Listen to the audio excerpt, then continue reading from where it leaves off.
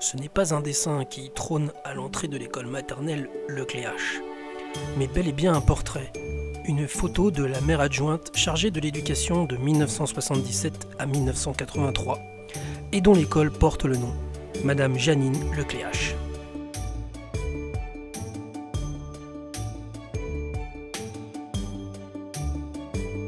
Née Janine Marie-Renée Louette le 26 mars 1931 à Quimper, fille unique, elle perdra son père très jeune.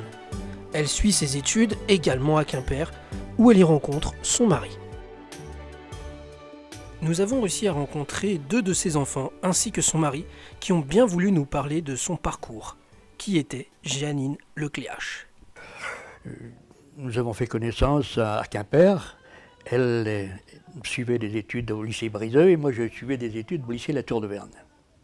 Nous avons fait connaissance comme ça donc en 1948. Sa mère était secrétaire à la préfecture ou quelque chose comme ça. Et du coup, son père est mort assez jeune. Hein. Donc c'est sa mère surtout qui l'a poussée à faire des études et puis à être indépendante et tout ça. Et donc c'est là qu'elle a commencé à vouloir être institutrice, quoi. Elle a commencé tout de suite après le bac, quoi. Elle a fait des remplacements dans les villages. En Bretagne, où il fallait qu'elle arrive très tôt le matin. Il fallait pour mettre le poêle à chauffer. Les gamins étaient en sabots. Après avoir assuré ses remplacements, Janine Louette se marie avec Joseph Le Cléache et suit son époux en région parisienne. Les débuts ont été extrêmement difficiles à Paris. Hein. Nous avons été logés. Pour commencer, on a été logés pendant 2 mois par un instituteur camarade qui nous a prêté son logement, son studio pendant 2 mois. Après, dans le même immeuble, nous avons remplacé, tenez-vous bien, la concierge qui n'avait jamais pris de vacances. Puis, au bout d'1 mois, nous n'avions pas de logement. On s'est retrouvés dans une chambre de bonne au 5e étage d'un immeuble de boulevard Raspail. Voyez, évidemment, sans cuisine, sans rien du tout. Hein. Donc on mangeait dans un petit restaurant à côté. Et finalement, on a pu avoir une chambre avec une toute petite cuisine dans un immeuble dans un hôtel très modeste d'Ivry. Ils auront 5 enfants. Pierre, Jean-Michel, Anne, Véronique et Fabrice. Janine Le Cléache sera institutrice, d'abord à l'école Victor Hugo. Elle obtiendra le premier poste ouvert à l'école des Buttes. Elle repart à Orly, puis à l'école Les Planètes de Maisons-Alfort, après avoir réussi le concours de professeur des collèges d'enseignement général en mathématiques, physique et sciences naturelles. Ouais, parce qu'à l'époque, il y avait 3 matières. Ouais, c'était groupé. C'était groupé.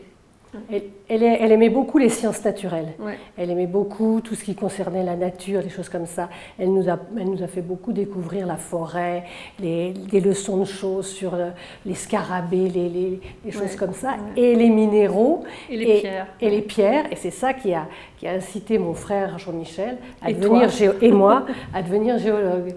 Disons, sa vocation, c'était d'apprendre et d'enseigner. Par exemple, dès l'âge de 13 ans, je l'ai appris plus tard ça, hein.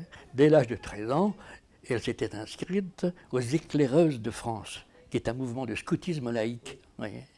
Et donc, elle a suivi toutes les étapes de l'apprentissage elle était aspirante éclaireuse, et donc elle a suivi toutes les étapes.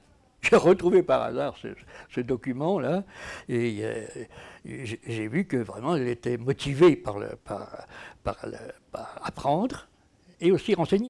En 1964, Janine Le Cléache revient à Créteil, au collège Plaisance, qu'elle ne quittera plus jusqu'en 1979, date à laquelle elle prend sa retraite anticipée, afin de mieux exercer son mandat d'élu.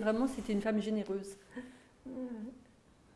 Mais exigeante aussi en tant que mère et en tant que prof, puisque moi je l'ai eu comme prof, elle était quand même très exigeante, elle mettait la barre haute. Et elle avait beaucoup de rigueur en fait aussi. Ça a été ma prof de maths au collège.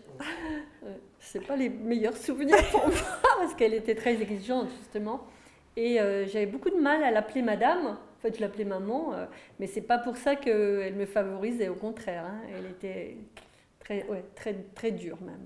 En 1968, Elle voulait un jardin avec un arbre. Et elle disait, je veux un arbre. Alors donc, on s'est arrangé pour vendre notre appartement de la résidence du fief et acheter une maison avec un jardin.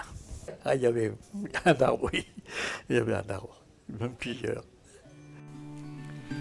Femme engagée, Jeanine Lecléache s'impliquait dans la politique. Elle était une des responsables de la section SFIO de Créteil dans les années 60. Elle fait partie de la liste conduite par M. Laurent Catala, qui sera élu les 13 et 20 mars 1977, et c'est en tant que troisième adjointe chargée de l'enseignement qu'elle exerce ses fonctions. Lors du deuxième mandat, qui commence le 13 mars 1983, elle est reconduite dans ces mêmes fonctions. En 1978, elle est chargée aussi du comité de jumelage. Et donc, elle organise les jumelages de la ville des Abîmes en Guadeloupe, de Falkirk en Écosse, de Salzgitter en Allemagne, et puis de Kiryat en Israël. Et en 1980-81, elle commence déjà à organiser des échanges d'élèves entre les villes jumelées. C'était aussi un de ses rêves de faire ça. En 1977, son premier objectif, c'est ouvrir l'école et lui donner les moyens de s'ouvrir. Elle s'investit pour une ouverture vers l'expression artistique et sportive. Une ouverture vers la nature, continuer à développer les classes transplantées.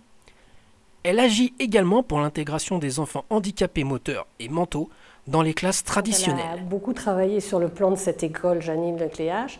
Elle a insisté aussi là-dessus, sur comment des handicapés pouvaient rentrer, que ce soit accessible et tout ça. Et ça c'était important pour elle. Ouais. Femme active, toujours investie à 100% dans tout ce qu'elle entreprenait, entourée d'une grande famille, Jeanine Lecléache s'en va le 12 décembre 1983 à Créteil, des suites d'une longue maladie.